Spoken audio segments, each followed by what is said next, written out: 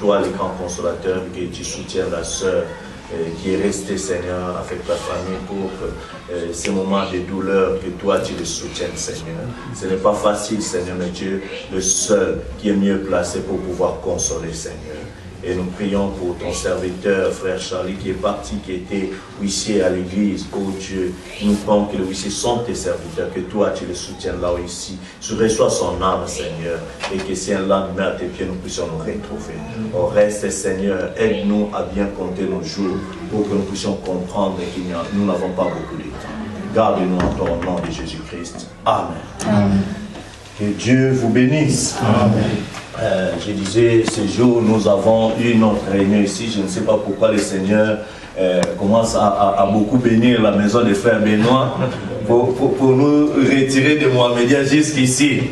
Mais bon, la salle là de Mohamedia, la dame nous a appelé pour nous dire que bon, ce jour-ci, normalement, elle devait d'abord discuter parce qu'il y a un voisin qui est là-bas qui lui faisait un peu de bruit là-bas. Alors, il voulait nous dire d'abord d'attendre ce week-end, comme ça, le week-end prochain, nous pouvons encore nous retrouver là-bas, tout simplement parce que le monsieur voulait lui traduire en justice, parce qu'il y a beaucoup de manifestations qui se font là-bas. Alors, le monsieur d'en face disait que ces bruits-là, ça le dérangeait et tout ça. Alors, il a fait signer une pétition qu'ils ont déposée à, je ne sais pas moi, au parquet là-bas et tout. Mais ils ne savent pas que la dame en question est traiteur, elle a des documents pour la salle de fête.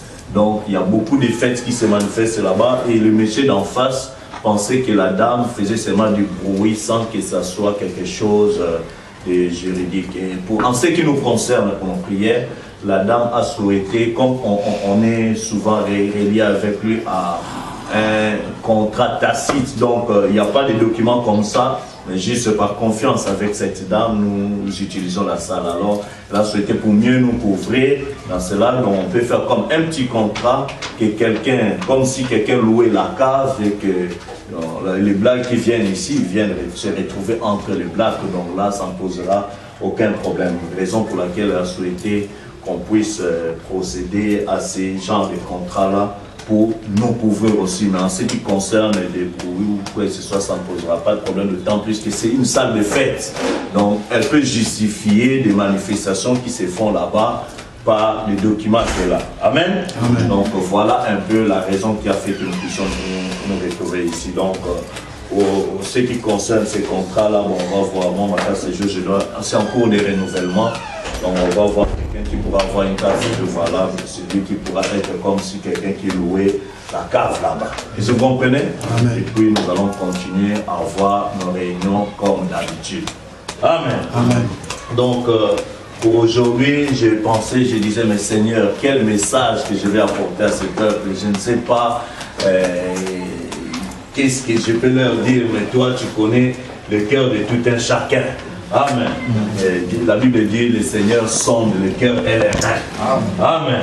Donc lui, avant que vous puissiez venir, il savait déjà que la sœur Mimi allait s'asseoir là-bas, la sœur Nadia là-bas au coin, et ainsi chacun, cette disposition que nous avons, le Seigneur connaissait cela dès avant la fondation du monde.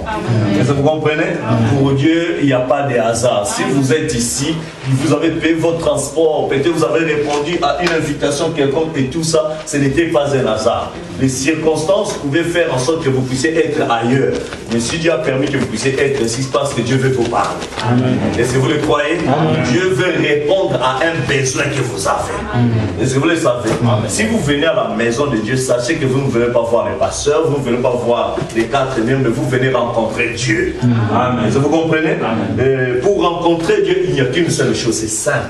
Il faut croire que Dieu est là et que vous aurez la réponse à votre requête. Amen. La Bible dit, je vais vous lire un passage, ça se trouve dans Hébreux chapitre 11, verset 6.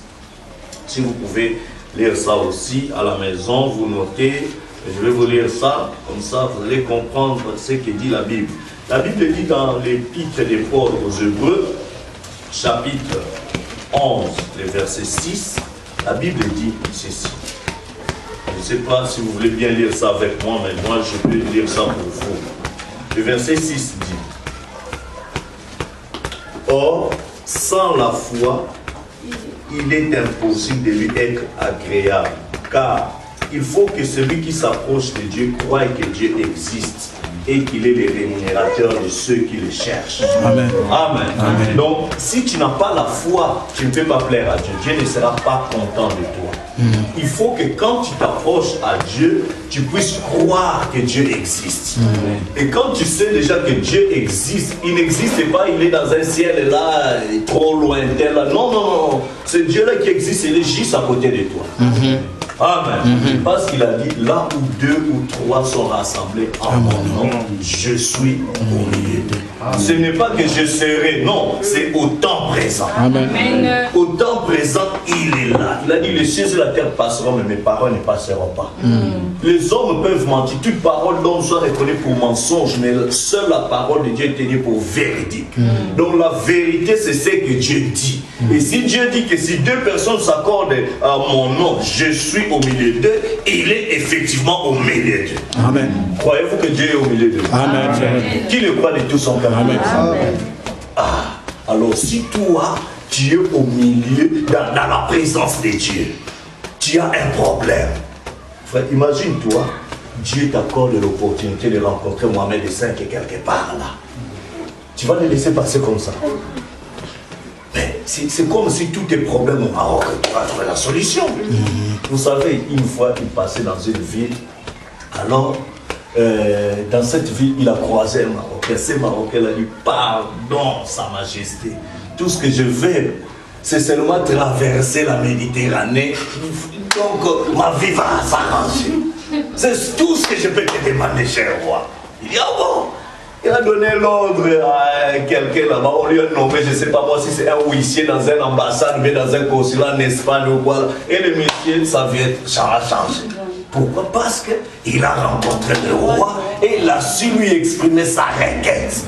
Il a cru que si je demande au roi ceci, le roi ne va pas me refuser. Les gardes du corps du roi peuvent l'empêcher à rencontrer le roi. Est-ce que vous comprenez? Beaucoup de gens, on les empêche de rencontrer le roi, le Seigneur, par des gens qui sont autour du roi.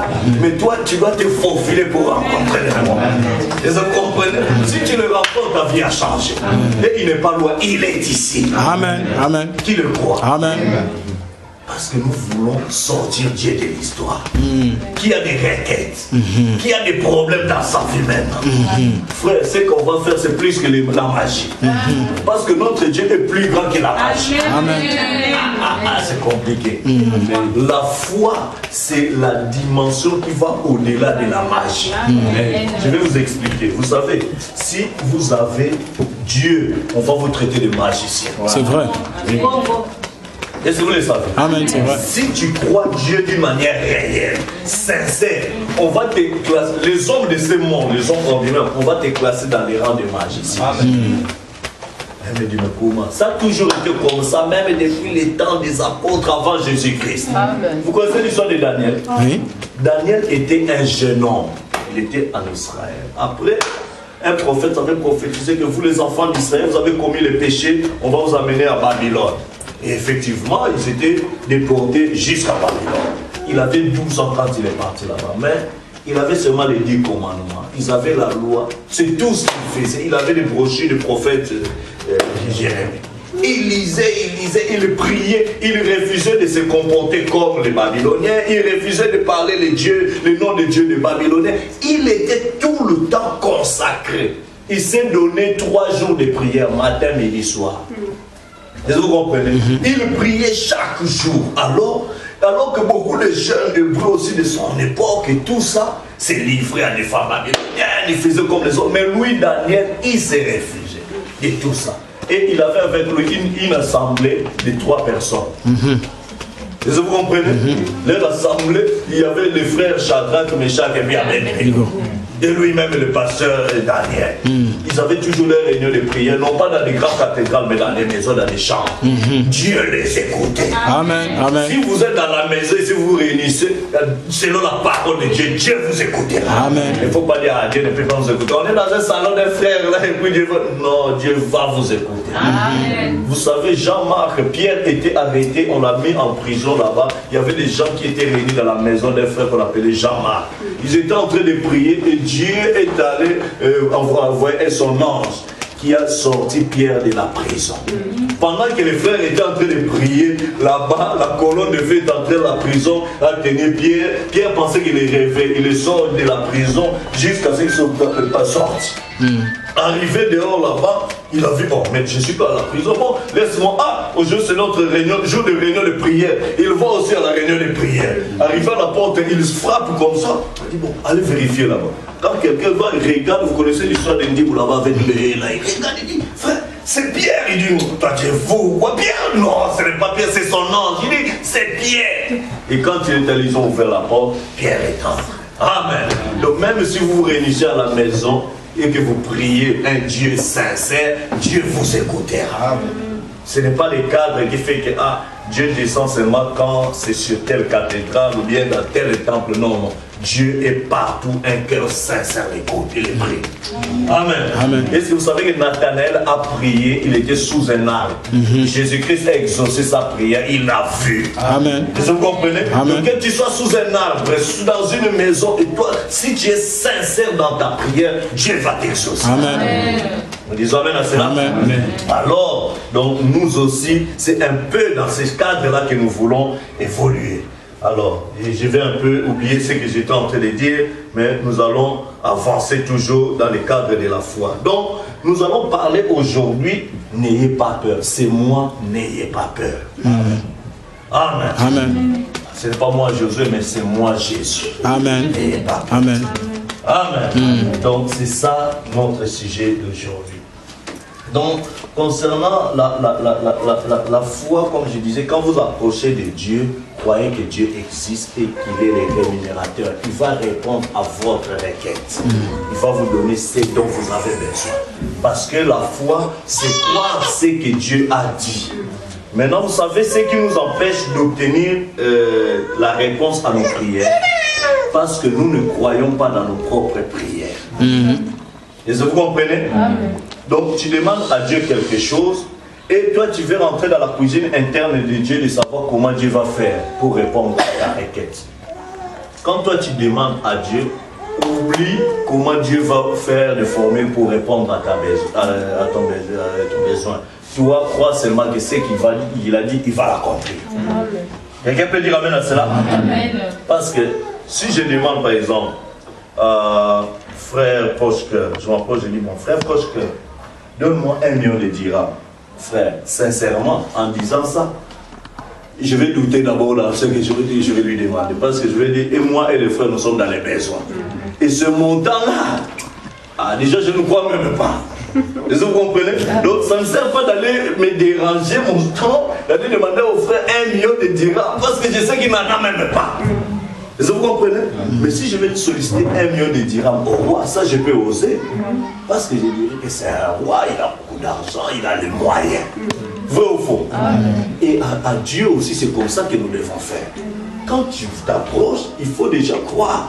Il ne faut pas faire comme ce frère-là à Paris qui va à l'église. On lui a dit, la Bible dit, dans Marc 11, si vous dites à cette montagne, ôte-toi de là, jette à la mer, et si vous ne doutez pas, vous le verrez s'accomplir. Les frères, dans sa maison, il ouvre la fenêtre, regarde, voit une montagne là, avant de dormir, il dit, montagne, ôte-toi de là, jette-toi à la mer, il ferme, il va dormir.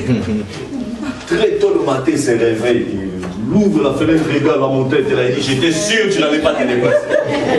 Mais écoute, toi-même, tu es sûr que la montagne ne va pas se déplacer. Pourquoi tu vas dire à la montagne se déplace? Donc en disant ce que tu dis dans ton cœur, tu ne crois pas. Vous voyez? Donc c'est notre doute dans ce que nous demandons qui met encore un frein. Est-ce que vous comprenez? Quand tu doutes, tu brises le principe de l'exaucement de ta prière. Jésus-Christ a dit, si vous demandez quelque chose au Père en mon nom, croyez que vous l'avez reçu et vous le verrez s'accomplir. Donc tu as une demande, une requête, c'est la première des choses. Tu demandes quelque chose. La deuxième chose, c'est maintenant, il y a une bataille qui se passe dans ton cœur. C'est la bataille de la foi et du doute. Est-ce que vous comprenez? Tu te bats avec les doutes. Est-ce que je dois quoi? Tu as fait la demande, ça ce n'est pas ça le problème. Mais avant de recevoir, donc je demande par exemple de l'eau, on m'apporte de l'eau, entre la personne qui m'apporte de l'eau et moi qui reçois cette eau-là, il y a un chemin. Maintenant, ce chemin-là, si la personne qui m'apporte de l'eau, c'est un petit enfant, il y a beaucoup de risques que je ne puisse pas recevoir ce verbe. Vrai ou faux? Pourquoi? Parce qu'il peut faire un faux pas, l'eau se renverse. Est-ce que vous comprenez? Mais si je sais que c'est une personne qui est adulte qui me l'apporte, est-ce que je vais m'inquiéter? Parce que je sais qu'il est assez solide, assez capable de venir. Donc, le pourcentage que cette eau-là puisse se renverser est trop minime. J'ai trop de confiance. Mais si je dis, bon, prends ce verre d'eau, donne ça à Amélie qui m'apporte cette eau-là, tout le monde vous doit bien veiller sur le passage d'Amélie. Pourquoi? Parce que, on ne sait pas trop. Est-ce que vous comprenez? Et c'est ça le problème avec notre foi. Quand on demande à Dieu quelque chose, pour que Dieu nous l'accorde, il y a maintenant une bataille entre notre foi qui est si peu à recevoir ce que nous avons demandé avec ce Dieu-là qui nous a donné. Nous venons de lire l'histoire de Jésus-Christ avec ses apôtres. Quand les gens ont appris seulement que Jésus est à tel endroit, ils n'ont même pas fait de campagne par la télévision, de publicité pour que les gens sachent qu'il était là. Mais dès qu'ils ont appris, oh Jésus est là, de bouche à l'oreille, il y avait des fous. Ah, ils sont allés. Parce que cet homme-là, quand il parle, il y a quelque chose qui se passe. Donc, ils avaient déjà la foi qu'il y aura quelque chose qui va se passer. Donc, ils étaient dans cette expectative, dans cette attente de voir quelque chose se passer. Et quand toi aussi tu viens à l'église, ne viens pas pour regarder comment les pasteurs s'habillent, comment les pasteurs parlent, quelles sont les fautes, est-ce que là il a bien articulé sa grammaire ou bien quoi. Ce n'est pas ça qu'il faut venir voir. Il faut venir rencontrer Jésus-Christ. Il faut venir rencontrer Dieu. Dis Seigneur, je quitte ma maison, j'ai tel fardeau, j'ai tel problème qui me préoccupe. Mais je sais que là où je vais, c'est toi que je viens le rencontrer. Je ne vais pas regarder la personne, mais derrière la personne, je veux que tu me parles, que tu réponds à ma requête, que tu me réponds de sorte que quand je vais sortir, je dirai que non. Cet homme-là, quand tu parlais, c'est seulement Dieu qui a mis mes problèmes en lui et il a parlé. Il sort que quand tu sors, tu vas dire aujourd'hui c'est moi qu'on a prêché. Vraiment, ça, ce sont mes problèmes. Quand tu sens que le pasteur qui ne te connaît pas presse des choses qui te touchent, ce n'est pas ce pasteur qui te parle, mais c'est Dieu qui te connaît, qui te parle. Parce que c'est Dieu là qui t'a déplacé depuis chez toi jusque là où se trouve ce pasteur. C'est qu'est-ce qu'il a mis dans le cœur de pasteur pour répondre à ton besoin. Parce que la profondeur appelle la profondeur. Amen. Il ne peut pas y avoir des nageoires sur un poisson s'il n'y a pas de l'eau où ce poisson va se nager. Vous comprenez? Si vous avez la soif de l'eau, il faut que l'eau existe quelque part pour répondre à votre soif. Vous comprenez? C'est pourquoi la Bible dit heureux ceux qui ont faim et soif de la justice, car ils seront rassasiés. Donc s'il y a une faim quelque part de vous de Dieu, sachez qu'il y a assez de Dieu pour répondre à ce besoin. Donc ne soyez pas comme si tu vas seulement au hasard. Je vais voir d'abord qu'est-ce que Dieu. Non, il ne faut pas aller tenter, tester d'abord. Non, non, il faut aller croire. Seigneur, je veux pour obtenir ceci. On n'essaye pas les choses avec Dieu. On croit et on va avec foi. C'est pourquoi Dieu dit que celui qui s'approche croit que moi j'existe. Et comme j'existe, tu crois que j'existe, je te donnerai ce que tu veux. Disons amen à cela. Donc la foi dont on parle, c'est une ferme assurance. Une ferme assurance, c'est-à-dire que moi je crois que ce frère-là ne peut pas manquer un dirham, il va me l'accorder. Est-ce que vous comprenez? Donc je ne sais pas comment il va faire, même si dans ses poches il n'y a pas de 1 dirham, mais la confiance que j'ai envers ce frère-là, il va me l'accorder. Je ne peux pas rentrer dans sa cuisine interne pour dire est-ce qu'il va s'emprunter. Moi je sais seulement le frère va me donner. Si le frère peut être limité, qu'en est-il de Dieu? Lui il est illimité. Les cieux sur la terre attendent. Il est capable d'appeler même en enfer là-bas un démon pour aller exécuter ses ordres, pour répondre aux besoins de ses enfants. Dieu est capable de mobiliser cieux sur la terre pour accomplir accomplir sa femme. Parce que s'il n'accomplit pas, il dit que je suis devenu menteur. Alors Dieu veut garder toujours la différence entre les hommes. Les hommes sont des menteurs, mais Dieu ne peut pas mentir. Et comme il ne peut pas mentir, il doit accomplir ce qu'il dit. Mais à une seule condition, il faut que tu crois. N'entre pas dans la cuisine interne de Dieu, mais comment il va le faire, à quelle heure il va le faire. Moi je veux voir comment. Non, non, non, ça ce n'est plus ton problème. Quand tu vas à la banque, tu arrives au guichet, tu montes ta carte, je vais récupérer. Il faut que tu sois sûr que tu as un compte bancaire et ton compte a quelque chose. Alors quand tu te présentes là-bas, tu déclines ton identité, n'est-ce pas? On a besoin de l'identité, non? Quand tu montres ton identité, tu présentes, tu veux combien? Je veux tel montant. Tu signes ton chèque, tu restes. On a dit bon, va attendre ton tour. Si y a la longue est assez, la chaîne est assez longue, tu vas beaucoup attendre. Mais s'il n'y a pas beaucoup de temps, beaucoup de gens, tu vas moins attendre. Et quand tu vas attendre, est-ce que tu vas t'inquiéter? Est-ce qu'on va vraiment me donner cet argent-là et tout ça? Tu es tranquille parce que tu sais que tu as signé le chèque et que ça doit passer de tel guichet vers tel autre guichet, ça va passer là-bas jusqu'à ce que mon tour se fasse. On va m'appeler, monsieur, alors venez, prenez votre argent. N'est-ce pas? Et c'est comme ça aussi quand nous demandons quelque chose à Dieu. C'est traité, il y a des anges là-bas. Tu déposes ta prière, il y a des anges qui récupèrent ça. Ça passe dans tel autre service. Dans tel autre service, ça passe encore là-bas. C'est comme qui a déjà travaillé dans un centre d'appel. Il y a beaucoup de services là-bas. Vous comprenez? Tel service de réclamation s'appelle. Oh non, mais l'autre là, quand il traite, il prend ton dossier, il l'envoie dans l'autre service, ça continue à traiter. Après, mon monsieur, on va vous appeler d'ici quelques temps. Il raccroche après, ton traitement du dossier est en cours. Est-ce que vous comprenez? Alors, je vais vous montrer aussi qu'au ciel, il y a un traitement du dossier. Maintenant, la multiplication des prières de la foi fera en sorte que ton dossier puisse vite avancer. Est-ce que vous comprenez?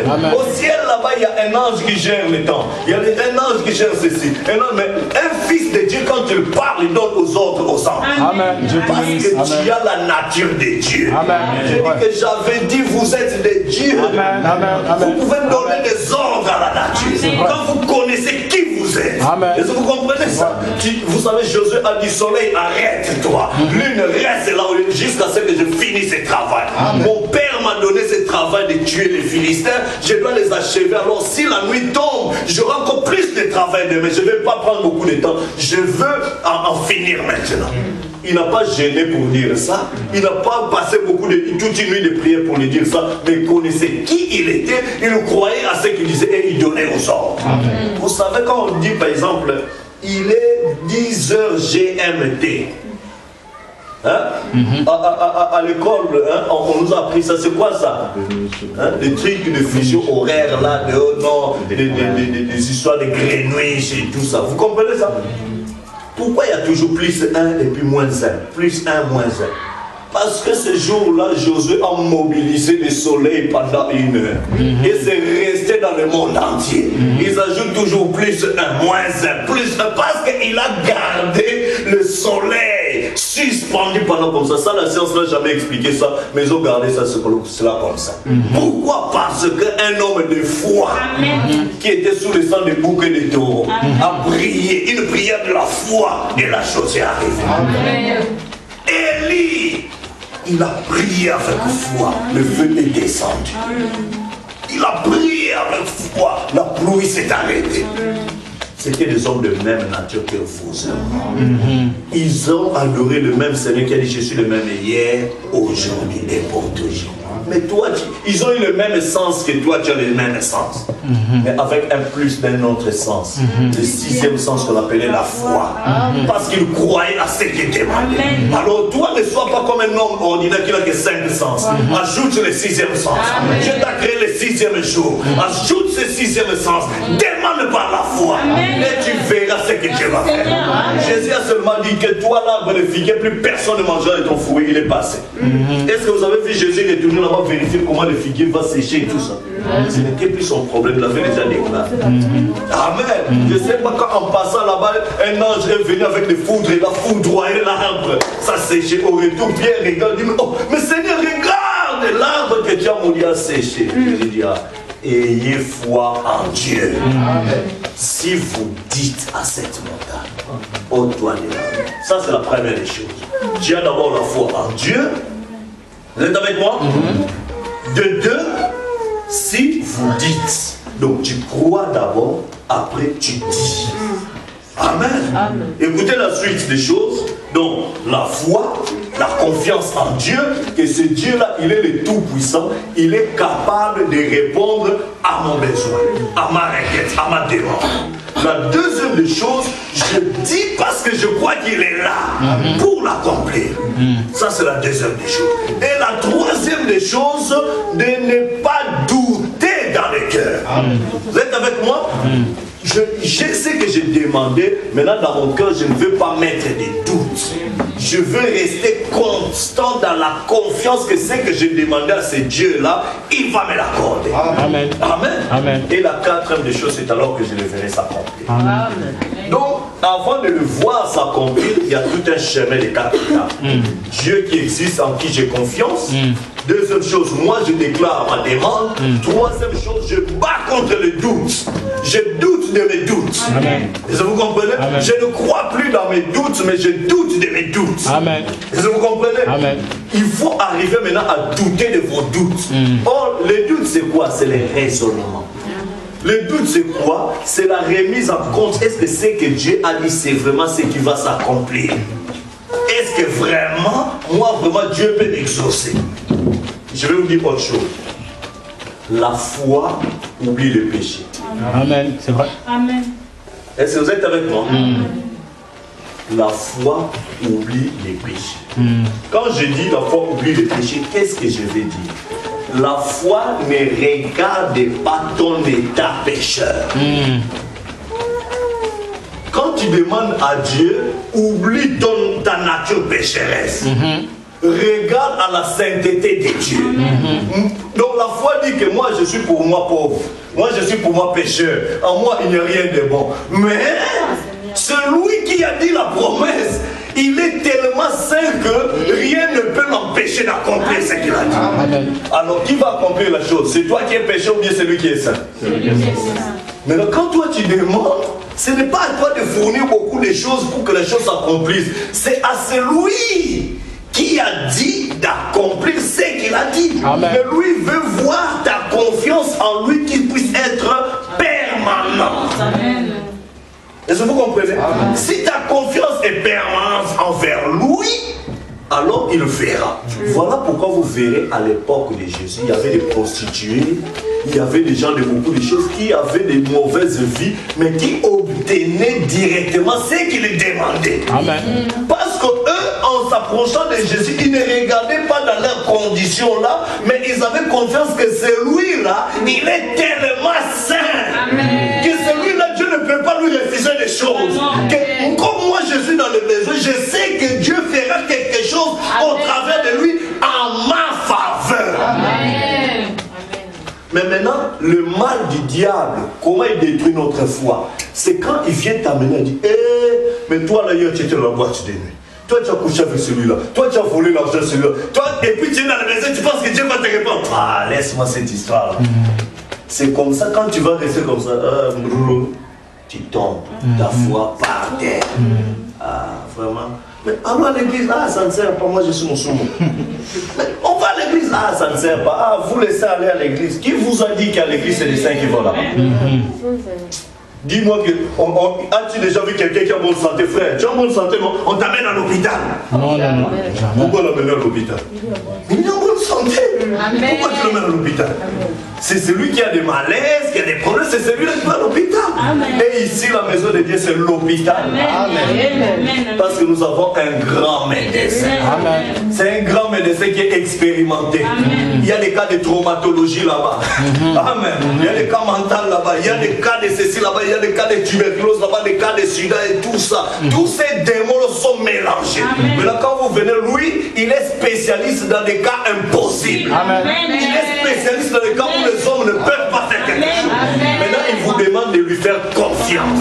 C'est tout ce qu'il vous demande. Avec un seul comprimé qui guérit toutes les maladies. Je suis l'Éternel qui vous guérit de toutes vos maladies. Son nom est le Seigneur Jésus. Et c'est lui que je veux vous présenter. C'est à lui que je veux vous élever. C'est à lui que je veux que vous puissiez maintenant commencer à oublier ce que vous êtes. Pour qu'il Est-ce que vous comprenez?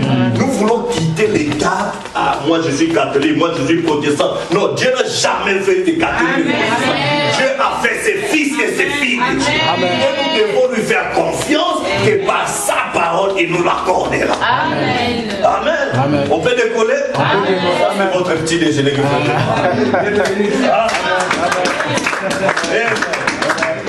Maintenant, nous voulons, vous avez bien apprécié la salade. Parce que vous savez, quand vous voulez manger un repas complet, c'est souvent en 3 étapes. Il y a l'entrée d'abord. Amen. Après le plat consistant. Après, c'est le dessert. Amen. Bon, là, vous venez de prendre votre salade. Est-ce que vous avez bien dégusté? Maintenant, nous voulons monter maintenant. Donc, l'histoire que nous venons de lire, c'est l'histoire de Jésus-Christ avec ses apôtres. Amen. Donc, comme je dis que Jésus-Christ, là, il était parti dans un lieu désertique. Frère, si vous êtes dans le désert du Maroc, Dieu sait le faire. Amen. C'est un désert. Dans le désert, il y a beaucoup de cas difficiles. Il y a beaucoup de chaleur. Amen. Il y a beaucoup de galères. Dieu forge ses enfants quand ils les amène dans le désert. Amen. Vous savez que le Maroc, c'est un pays désertique. Quand vous êtes dans l'avion, vous regardez le Maroc comme c'est compliqué. Est-ce que vous comprenez? C'est un pays désertique. C'est compliqué. Les enfants d'Israël, quand Dieu voulait les corriger un peu, il les a amenés en déportation où c'est en Égypte. Pendant 400 ans. C'est un désert. Dieu les a laissés là-bas pour amener les enfants d'Israël pour apprendre une leçon. Dieu savait qu'ils devaient être opprimés dans les déserts. Il n'y a pas de gens gentils là-bas. Frère, quand vous entendez parler du Mali là-bas, il y a des Touaregs et tout ça, les déserts de Sahara, partout là vers l'Algérie, à monter ici, partout ça c'est le désert, vous le savez. Vers la Libye là-bas et tout ça, il y a des gens des têtus. Vous comprenez? Eux-mêmes ils s'insultent des âmes parce que ils ont un comportement difficile. Et c'est là où Dieu a envoyé son peuple. Parce qu'ils devaient être torturés. Parce qu'ils étaient impolis. Parce qu'ils n'étaient pas fidèles à la parole de Dieu. Est-ce que vous comprenez? Parce qu'ils avaient menti, ils avaient volé, ils avaient fait beaucoup de choses qui n'étaient pas correctes. Dieu les a envoyés dans les déserts. Mais pas tout forcément dans les déserts parce qu'ils avaient commis des mal, mais Dieu voulait leur apprendre une leçon. La leçon c'était quoi? Dans des difficultés, il faut faire confiance à Dieu. Amen. Dans des difficultés, dans des épreuves, ne regardez pas quelqu'un d'autre, mais regardez à Dieu. J'ai dit, mon père a beaucoup d'argent, moi j'ai ceci, mais dans les déserts, on ne comprendra ici. Frère, on a vu le fils des présidents dans ces pays galérer. Est-ce que vous comprenez? Un fils de président, tu dis, mais celui-là, il vient chez moi, il oublie qu'il a son père qui est président. Mais à cet instant-là, il a d'abord demandé d'abord. Il sait que ça va venir, mais pour à l'instant T, mon cher, dépanne-moi d'abord. Toi-même, tu restes là, tu dis, mais est-ce que là, j'ai rêve ou c'est la réalité? Pourquoi on est tous dans les déserts? Vous comprenez? Donc, dans ce désert, tu vas voir, mais c'est l'enfant des terministes, mais c'est lui. Mais nous sommes tous dans les déserts. Il y a la formation. Amen. Et dans cette formation, il faut tirer des leçons. Tu sais, quand tu sors du désert, il y avait deux choses. Soit tu deviens vraiment un bon barbare, ou bien tu deviens un bon commando. Est-ce que vous comprenez? Amen. Alors, dans ces déserts, les enfants d'Israël ont vécu premier 100 ans, deuxième 100 ans, troisième 400 ans. Ils ont dit, c'est compliqué. Ils ont crié à Dieu, leur prière était devenue sincère. Alors Dieu dit que j'ai entendu le plainte de mon peuple et je suis descendu moi-même pour les délivrer. C'est alors qu'il a envoyé Moïse. Est-ce que vous comprenez? Parce que dans le désert, ils étaient opprimés. On leur forçait de faire des choses qui n'étaient plus selon la volonté de leur Dieu. Alors eux qui étaient sincères, ils ne voulaient pas de cette vision, ils disent non, nous devons regarder à Dieu. Et le seul moyen pour nous de regarder à Dieu, c'est dans la prière. Une prière sincère. Non pas une prière hypocrite. Tu donnes aux gens l'impression que moi je prie, mais derrière le dos, tu es en train de faire des histoires de païens. Ça, tu es hypocrite devant Dieu. Dieu n'aime pas les hypocrites. Si tu es païen, montre à Dieu que Seigneur, tel que tu me vois, je suis véritable mon papa. Mais toi, tu peux me changer. Mais il ne faut pas dire à Dieu, Seigneur, je suis saint, alors que tu es un hypocrite. Dieu ne va pas t'aider. Même ta prière ne sera pas une prière de la foi. Parce que tu n'as pas confiance en Dieu. Si tu vas voir un médecin, tu sais que c'est un bon médecin, tu vas lui cacher ta maladie. Non. Toi, tu as mal à la tête, toi, tu vas lui montrer, tu vois cette orteil-là, ça me fait vraiment mal. Alors que le vrai problème est au niveau de la tête.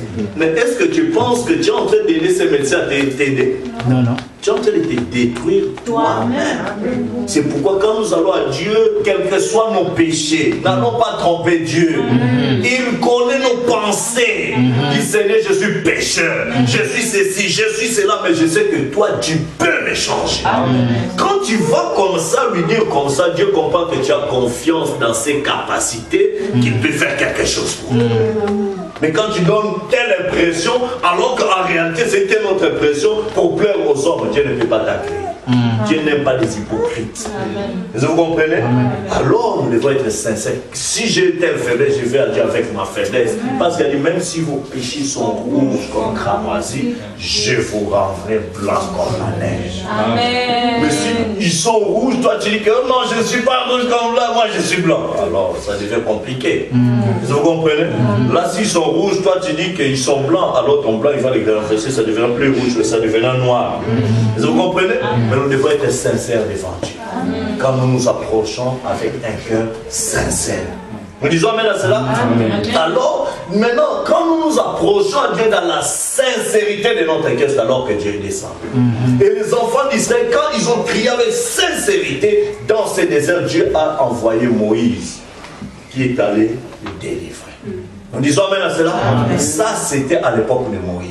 Les enfants d'Israël ont compris que non, il faut toujours faire confiance à Dieu.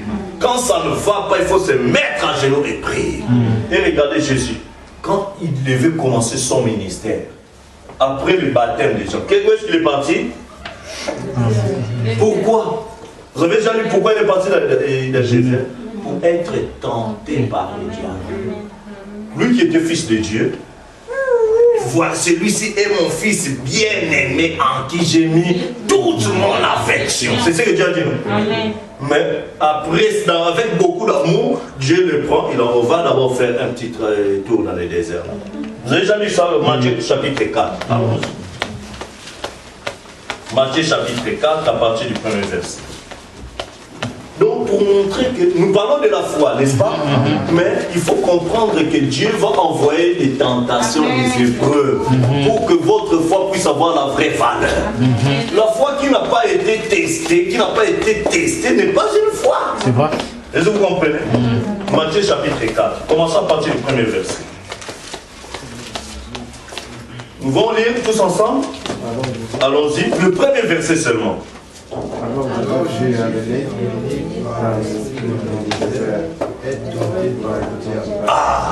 alors Jésus fut amené par la chair. Par l'esprit, là c'est un majuscule, c'est le Saint-Esprit. L'a conduit jusque dans les déserts. Afin d'être tenté, l'Esprit Saint a conduit Jésus dans les déserts. Alors qu'il devait commencer son ministère, on le conduit d'abord là-bas, au désert. Pour qu'il puisse rencontrer les diables. Frère, dans les déserts, il y a les diables. Amen. C'est vrai. Hein? Il y a les diables dans les déserts. Ce diable-là, il a beaucoup de facettes. Il présente dans le désert. On lui a présenté beaucoup de richesses. Tout le royaume de ce monde. Avec leur gloire. Prosterne-toi seulement. Fais un peu de compromis seulement. Adore-moi seulement un peu. Je vais te donner tout ça. Où c'est? Dans le désert. Amen. Dans le désert, il y a des beaux bâtiments, il y a des églises. On l'a amené jusque dans les temples de notre église. Chez toi, il est écrit. Il leur ordonnera ses anges de porter des sortes que ton pied ne heurte pas contre une pierre. Est-ce que vous comprenez? Dans le désert. Cherchez des titres, des histoires comme ça. Dans le désert. Dans le désert. Même si tu es fils de Dieu, ordonne que ce pain devienne, ce pierre devienne de pain.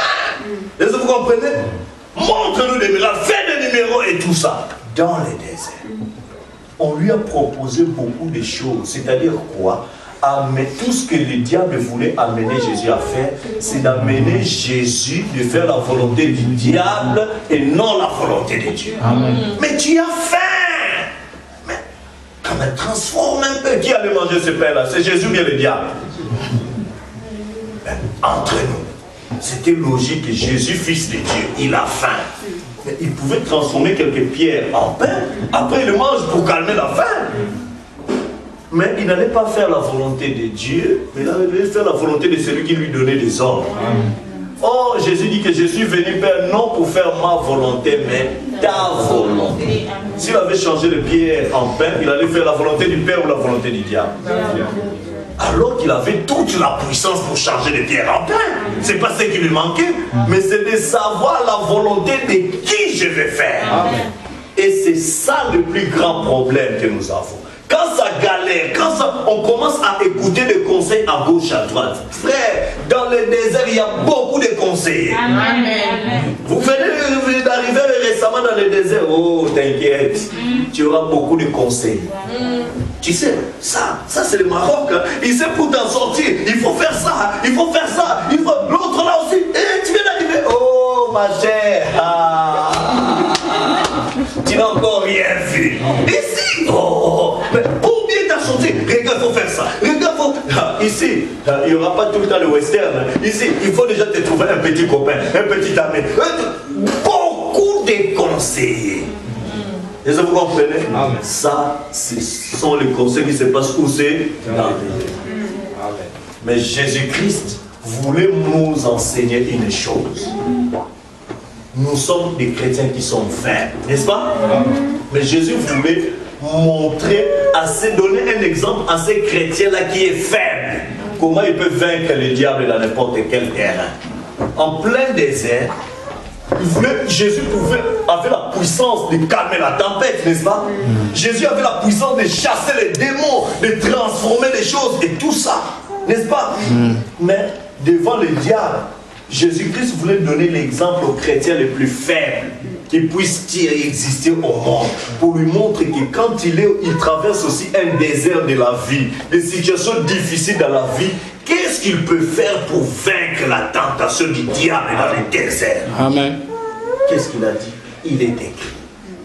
Dans telle situation, il prend seulement la parole de Dieu. Non, le chrétien le plus faible, tout ce qu'il peut faire, c'est réciter ce que Dieu a dit. Amen. Dieu a dit ça. Dieu a dit ça, Dieu a dit ça, Dieu a dit ça, il est écrit, il est écrit, il est écrit.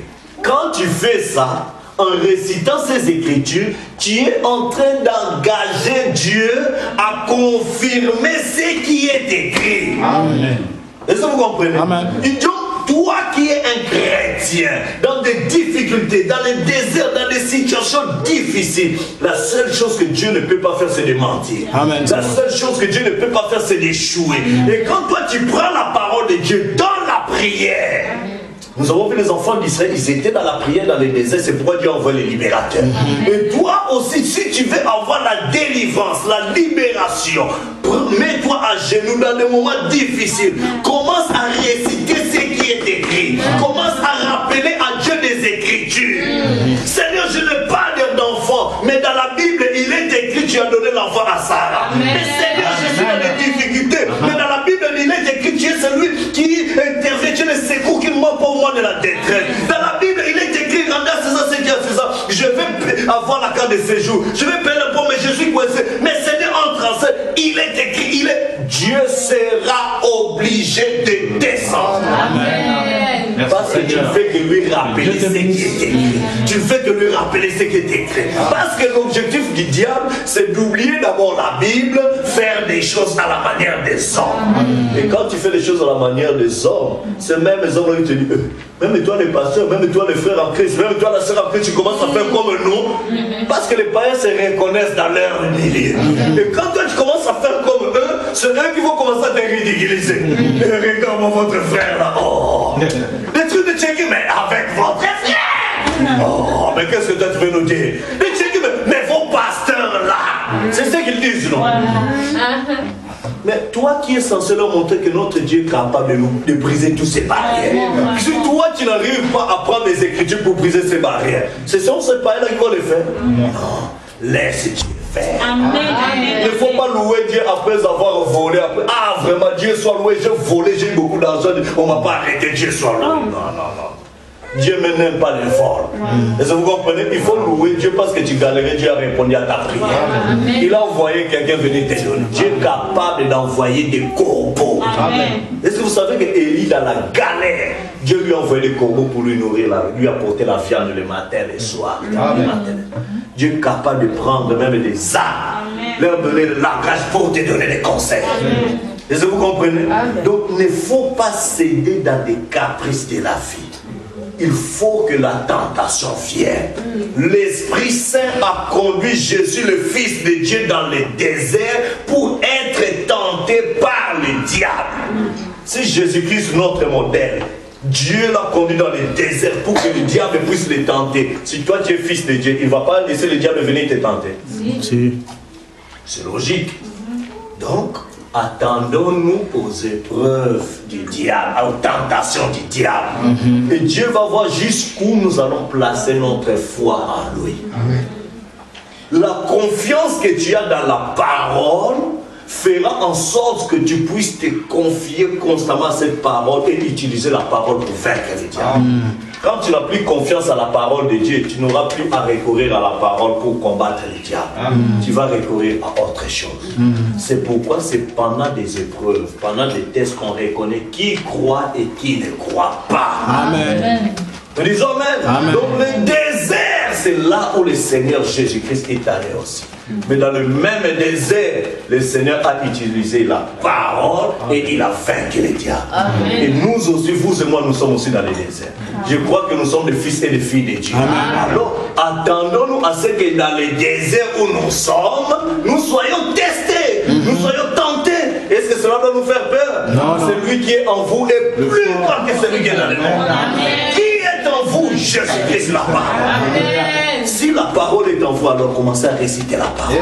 Si la parole est en vous, quand il y a des problèmes, commencez à lire la parole. Méditez cette parole nuit et jour. C'est alors que vous aurez du succès. C'est alors que je serai avec toi comme j'étais avec Moïse. Quand tu récites la parole, tu médites la parole, tu lis la parole dans ta prière, tu rappelles à Dieu la parole pour qu'il vienne au secours à ton besoin, à ta demande, à ta requête. C'est Dieu la descendra. Parce que sa parole ne peut pas faillir.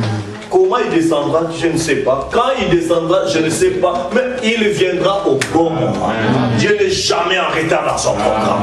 Il est le secours immédiat qui ne manque pas au moment de la détresse. Quand tu es dans la détresse, ne cache pas ta détresse. Montre à Dieu, Seigneur, je suis dans la détresse, mais j'ai confiance. Même si dans cette situation difficile, toi, tu me délivreras. Il dit, le malheur atteint souvent le juste. Mais l'Éternel a sous nous la le Seigneur la délivre toujours. Il va te délivrer. David dit, j'ai été jeune, j'ai vieilli, je n'ai jamais vu un juste abandonné, ni sa postérité mendiant son père. Donnons-moi la carrosse.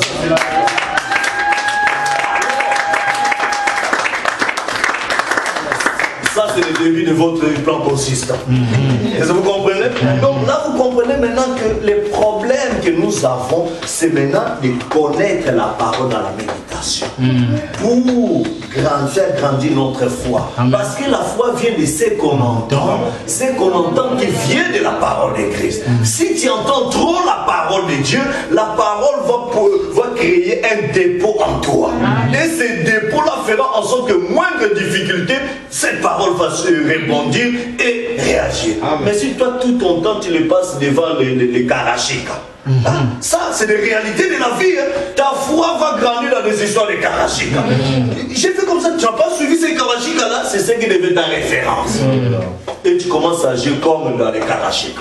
Tu commences à parler comme dans les karachika. Tu commences à aller consulter les magiciens comme dans les karachika. Alors que les karachika, ce sont les diables qui signent leur pacte avec l'enfer pour pouvoir distraire les gens. Mais c'est lui qui se confie à l'Éternel. Amen. Fais de l'Éternel te délise et te donnera ce que ton cœur désire. Recommande ton sort à l'Éternel. Mets en lui ta confiance et il agira. Ce sont des promesses riches. Ce sont des promesses infaillibles. Les cieux et la terre passeront, mais la parole de Dieu ne faillira jamais. Juste en citant ces choses, je crois que Dieu est en train de détruire la crédit. Dieu est en train de préparer un premier. Parce que notre Dieu c'est Michael, l'ange puissant Michael. Les savez-vous? Alors je vous ai dit tout à l'heure que nous sommes comme dans un centre d'appel. Dans le centre d'appel, quand il y a quelque chose qui ne va pas, on compose des numéros. C'est quoi le centre d'appel? C'est souvent des services clientèle. Amen. Il y a des services clientèle. Les clients qui sont seuls, ce sont les gens qui ont acheté des produits. Par exemple, moi j'achète, j'ai dit n'importe quoi, c'est téléphone, Samsung. Maintenant, d'habitude, si tu entres dans le site de Samsung, il y a un numéro vert, on dit contact, contactez-nous. S'il y a un problème avec ces téléphones et que j'ai encore la garantie, si ça pose des problèmes, qu'est-ce que je dois faire? Je dois composer un numéro. N'est-ce pas? Qui a déjà fait Maroc Télécom ici pour un problème de connexion et tout ça? Qu'est-ce que vous faites? Vous appelez, non? Il y a un numéro. Vous appelez Maroc Télécom. Ah, mais moi je n'ai pas mon numéro. C'est combien le numéro? C'est quoi? 115. Ah, 115. Vous comprenez? Moi, je connais aussi un autre numéro, 456, 17, Luc 17, 30, Apocalypse. Vous comprenez? Il y a des numéros comme ça que vous pouvez composer. Matthieu 7, 7. Vous comprenez? Quand tu demandes, on vous connaît. Il y a quelqu'un au bout du fil qui prend. Allô, Maroc Télécom, bonjour. Oui, monsieur, mais moi j'ai la connexion internet ici qui ne passe pas, mais je ne comprends pas. Tu te fâches. Monsieur, votre numéro, est-ce que vous avez un compte? Oui, voici mon numéro, tout ça, tu déclines ton identité.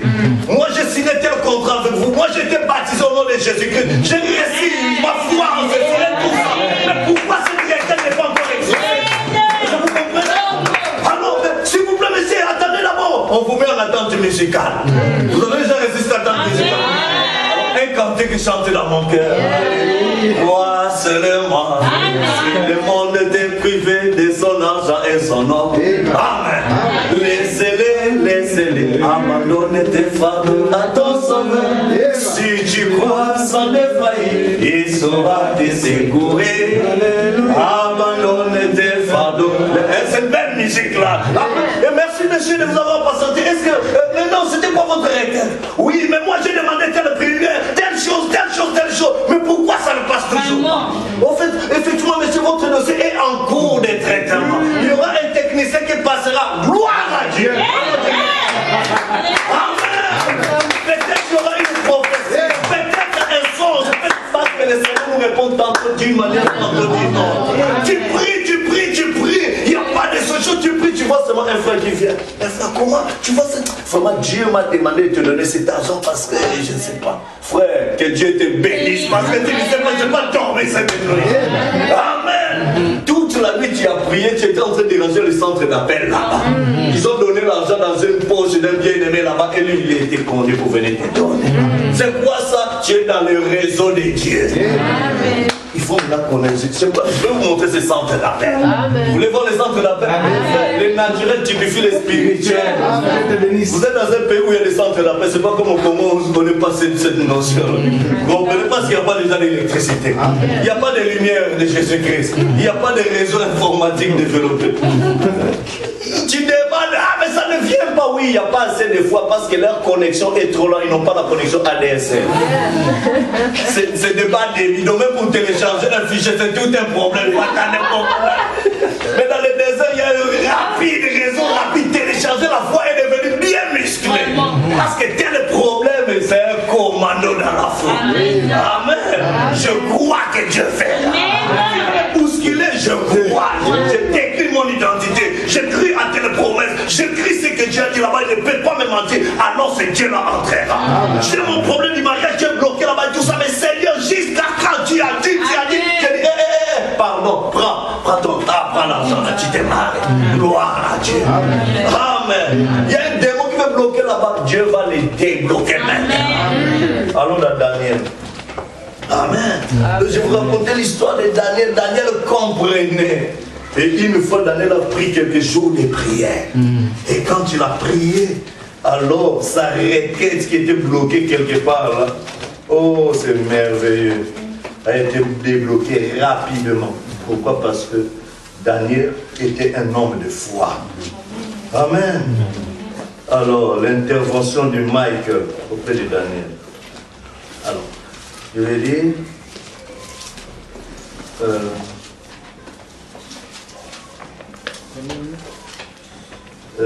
vous êtes déjà dans le livre de Daniel, n'est-ce pas? Bon, je vais voir. Bon, commençons dans Daniel chapitre 7. Prenons Daniel chapitre 7.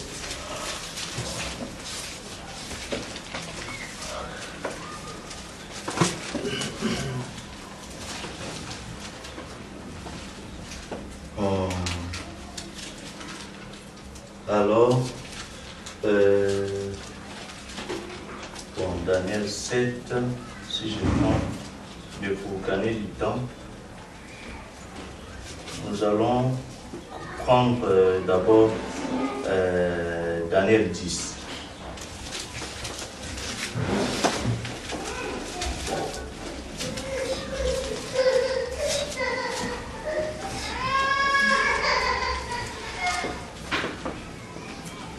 Daniel chapitre 10.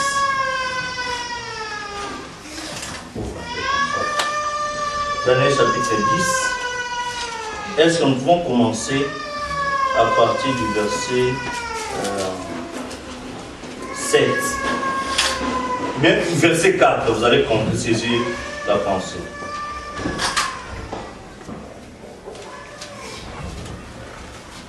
Commençons à partir du verset 2, vous allez saisir la pensée. Daniel chapitre 10. Allons-y rapidement. En ce temps-là, moi, Daniel, j'ai fui 3 semaines dans le deuil. Il fit 3 semaines, n'est-ce pas? Oui. Ah, il était consacré. Je ne mangeais aucun mets délicat. Il n'entra ni viande ni vin dans ma bouche. Et je ne mangeais point jusqu'à ce que les 3 semaines puissent s'accomplir. Le 24e jour du premier mois, j'étais au bord du grand fleuve qui est Hiddekel. Je levai les yeux, je regardais, et voici, il y avait un homme vêtu de lin, et ayant sur les reins une ceinture d'or turquoise. Son corps était comme de schiste solide.